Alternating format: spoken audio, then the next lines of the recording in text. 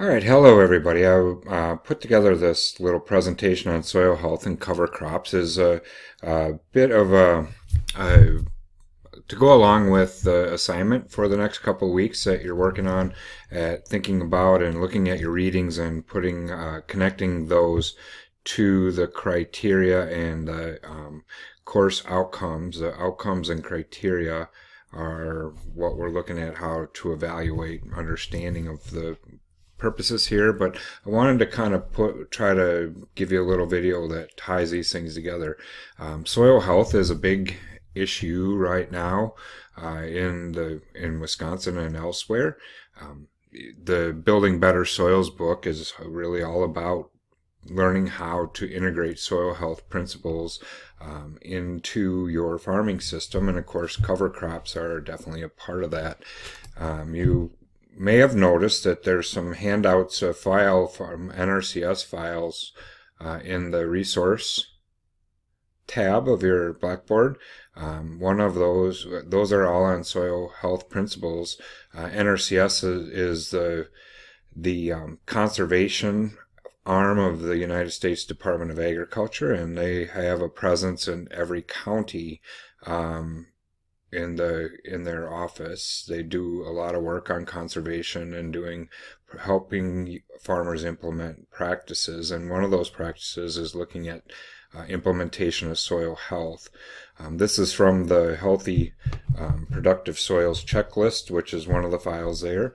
But there's 4 principles according to NRCS of soil health that are part of that, and we want to take a look at some of those. And using cover crops is a way to get at a couple of these by keeping the soil covered as much as possible, keeping plants growing throughout the year. It's a little challenging to do in Wisconsin. They don't grow throughout the year, but having those roots in place and having a system in place. And then, of course, diversifying the cropping system by putting cover crops in a variety of different ways into the system. Then this is the back of that, using different tillage management and different management strategies. Well, if you drive around the countryside and think about soils now that you've been in this class for several weeks, you might take a look around you as you're out and driving around and see there are some problems that you might find on the landscape. There's areas that are dried out or maybe eroded or maybe washed out and things like that. Well, that's the idea that soil health helps to alleviate some of these and get back to them. A couple of people have written about the idea of conservation never being able to really get ahead of things, but just to try to prevent erosion and bad treatment. Well, with soil health, I think there's a great opportunity for us to actually maybe look at building back, rather than just conservation of soil, actually building back functionality in the soil, dealing with the soil erosion within fields, not just the soil erosion at the edge of fields. Using cover crops, of course, is an important part of this. This is a 3 crop, a multi-species crop with some radishes in here and different grass species and wheat. There's some wheat coming in with this as well, and a number of different species of grasses, even some dandelions and things in there too. But the more species of plants and the more types of species of plants that are in your cover crop mix, the better the overall soil health principles will be. The reason for that is that the roots of these systems feed the microbiology that exists in the soil, and that's what really brings the soil together. It creates the functionality within the soil. This past Monday, I went to a cover crop tour, and normally if this was a face-to-face class that we had, we would have all went there together. It would have been a field trip.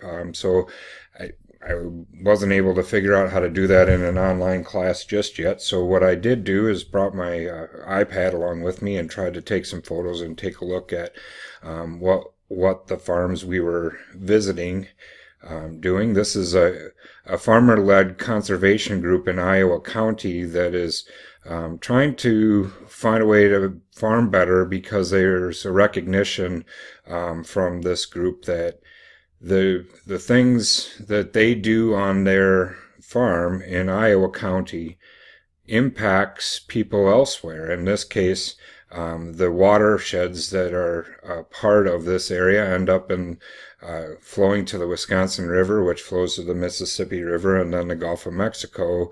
And there's a number of, a growing issue in the Gulf of Mexico is called the hypoxia zone, which is directly linked back to agricultural practices in the Midwest, specifically nitrogen use, loss of nitrogen into the environment ends up in that area and ends up depleting the oxygen essentially, and fishermen in that area are not able to catch fish. And so this farmer group has been working with a group of fishermen from the Louisiana area to try to understand the issues that they deal with and how farming practices in the Midwest and in this area impact their ability to catch fish. But this particular farm, as you can see, is a multi-species vegetable farm, and they're using cover crops in a variety of different ways, as green manure, as treatments behind the vegetables that they're harvesting for sale. They use some more energy plants in their sunflowers, and then cover crops, multi-species cover crops in between the rows, and in times that they're not growing their vegetables as a way to try to break up some of the pest cycles, and not have to use less chemicals. This is an organic farm, so they're not going to be able to use a lot of the herbicides and insecticides and that kind of thing. In this field, they're just they had harvested this summer and have the cover crops coming in behind it to try to get some growth yet this fall, and build up the soil health there. This is a neighbor farm. This farmer uses cover crops and as a way to let his field fallow for a while, and then he fouls it up to till it up with hogs. If you can see those up here, he'll move the fencing down and till that up. And he's an organic grain and hay farmer, so he harvests the hay off of here for his neighbors and sells it to his neighbors, and then his corn grain is sold out as well. The other thing that this farmer started to do is that he really recognized that he really likes machinery, and so he's purchased some machinery and then uses that as a does custom work for the neighbors around the vegetable farmer across the road. He does a lot of the tillage work and a lot of the work around the vegetable production, as well as the dairy farm that we're going to take a look at right now. Of course, cover crops, managed grazing is a great way to have cover crops on your field, and this is using managed grazing in a dairy herd.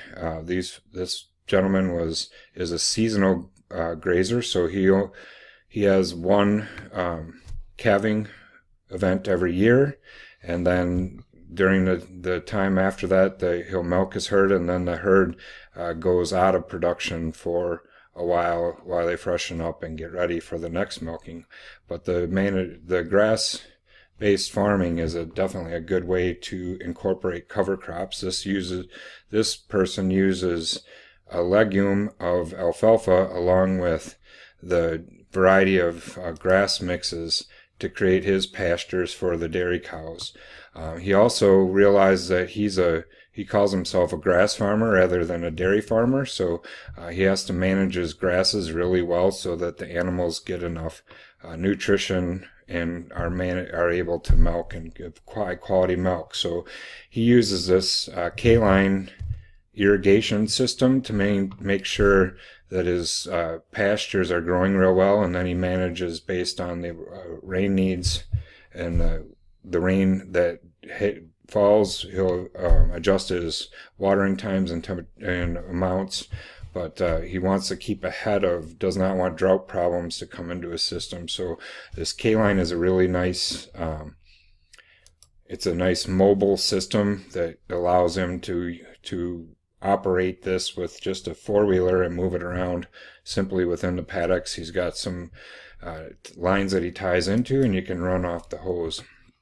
And then he uses this variety of cover crop mix. This paddock is set aside that he uses for calving, so there's a lot of heavy use at one time of the year when the calves are born out here. And then they plant back a mixture of cover crops that includes the sorghum Sudan grass in here, which will be available for them to graze in the summer slump, which is that August time period where a lot of the cool season grasses are no longer growing. But he has this variety mix of cover crops to try to alleviate some of the heavy use that they do during the calving season that can be a little hard on the soils, so the cover crop mix is there to help that out. All right, well, I just wanted to point these practices out as ways that people are implementing on farms in Wisconsin, as well as looking for those education opportunities, finding farm tours like that and being in your neighborhood.